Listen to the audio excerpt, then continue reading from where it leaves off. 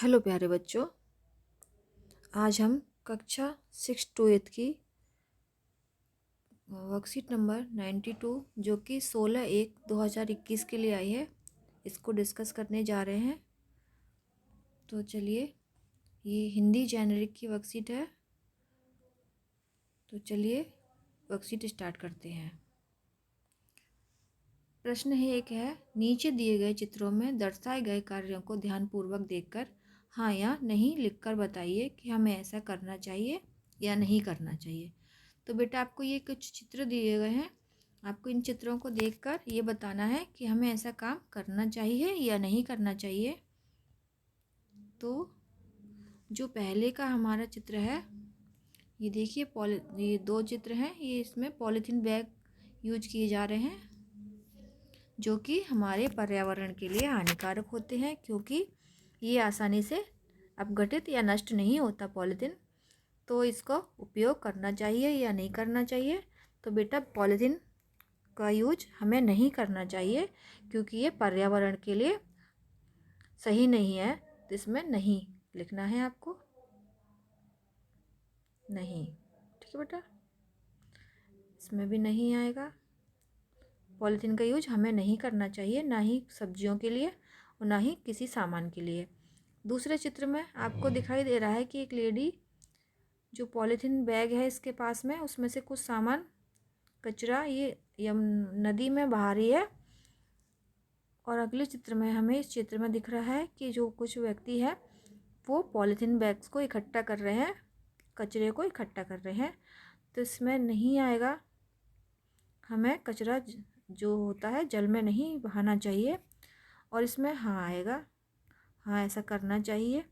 हमें जो नदी होती है, नाले होती है, उनमें कचरा जो होता है इकट्ठा करना चाहिए और साफ़ सफाई का ध्यान रखना चाहिए। अगले चित्र की तरफ हम चलते हैं।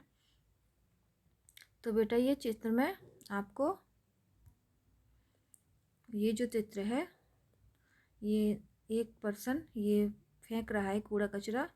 तो इसको नहीं फेंकना चाहिए हमारे को पानी में, तो नहीं आएगा यहाँ पर। और ये कुछ बैग्स हैं, ये जूट या कपड़े के बैग हैं, तो इनका उपयोग करना चाहिए, हाँ आ जाएगा। ठीक है बेटा, आपको ये चीज़ें समझ में आ गई होंगी। जो चित्र है, पहले दो चित्र में नहीं आएगा, पॉलीथीन बैग का यूज नहीं करना चाहिए, हमें कोई भी कचरा नदी या जल में नहीं बहाना चाहिए। और जो नदी या पानी के किनारे जो कचरा है उसको हमें इकट्ठा करना चाहिए, हाँ आएगा, नहीं हाँ। ठीक है बेटा, अब है क्वेश्चन नंबर 2। नीचे दिए गए संकेतों के आधार पर उनके सामने सही उत्तर लिखिए। तो कुछ संकेत दिए गए हैं और आपको उत्तर लिखने हैं। तो चलिए क्वेश्चन नंबर 2 पढ़ते हैं। दिल्ली में जल का प्रमुख प्राकृतिक स्रोत। तो बेटा स्रोत क्या है, ये अपनी यमुना नदी है। तो इसमें आ जाएगा यमुना नदी, यमुना नदी ये है दिल्ली में प्राकृतिक स्रोत।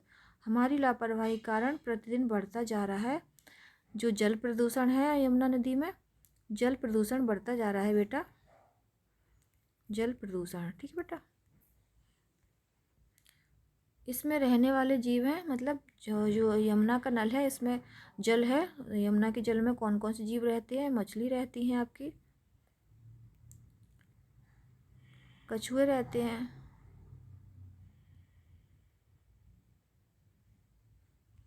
और आपके मगरमच्छ रहते हैं, मगरमच्छ रहते हैं। ठीक है बेटा, जलीय जीवों और पर्यावरण के लिए जल की प्रदूषित स्थिति है।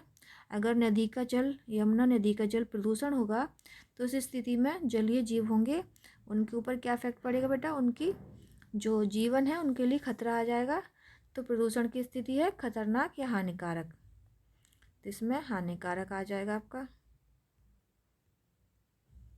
इसमें खतरनाक भी लिख सकते हैं।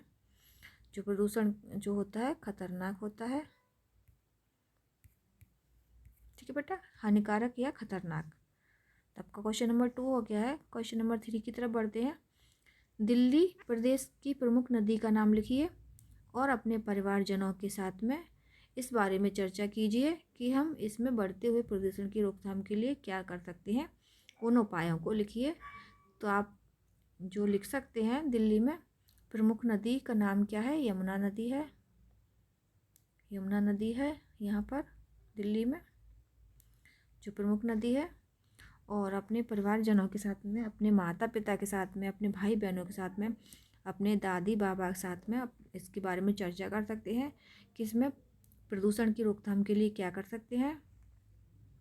तो इसमें आप प्रदूषण की रोकथाम के लिए एक तो हम कचरा जो करते हैं ये नदी में नहीं बहाना चाहिए। कचरा, घर का अपशिष्ट पदार्थ नहीं बहाना चाहिए।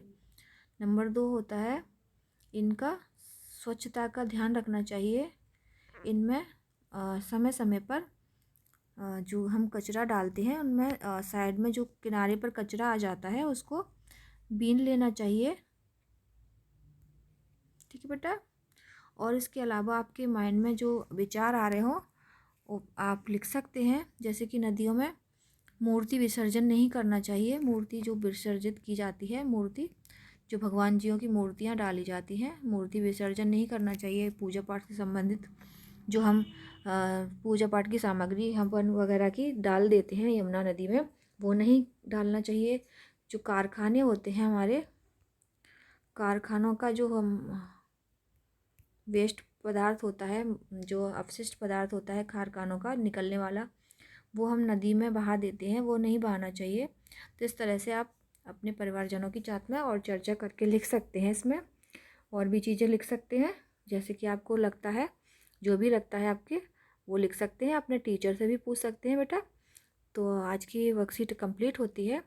अगर वर्कशीट समझ में आती है, वीडियो को लाइक करिए और अगर चैनल पर नए हैं तो चैनल को सब्सक्राइब करना ना भूलिए। वीडियो को देखने के लिए थैंक यू।